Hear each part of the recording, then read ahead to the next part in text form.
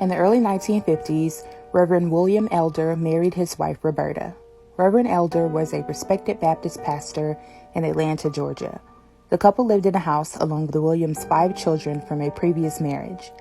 A short time after, his daughter, Annie Pearl, passed away from pneumonia. Tragedy struck again a year later when he lost his other daughter, Fannie Mae, from pneumonia as well. Aside from being a pastor, William was also a construction worker by day, and one day at work, he fell ill. He had just eaten bananas and cheese.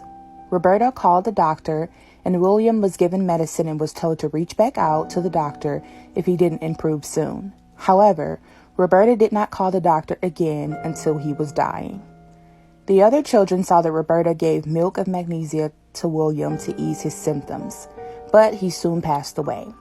The coroner noticed William's skin looked reddish and his body looked extremely frail and weak. After realizing the odd circumstances and that William and his daughters had all died from pneumonia, the coroner decided to test him for arsenic poisoning. Apparently, arsenic poisoning symptoms mimic pneumonia symptoms. William's test results showed that he was in fact poisoned, which prompted the coroner to alert the authorities. The family suspected that Roberta was poisoning everyone in the household, as the other children were treated for exposure to arsenic because they were also showing symptoms. It was discovered that Roberta had taken out life insurance policies on all of the members of the family. The police ordered that Annie Pearl and Fannie Mae's bodies be exhumed, and traces of arsenic were found in the women's hair. This was enough evidence to go ahead and arrest Roberta.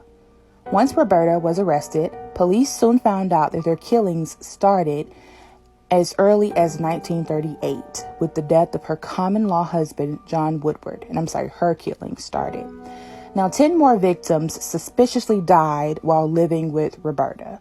Those victims included Roberta's son, her 2 infant children who were only 1 week old and 2 weeks old at the time of their death, and even her own mother. Like William and his children, she had also taken out life insurance policies on them with the amounts ranging from $50 to $225, which would have been a hefty amount back then.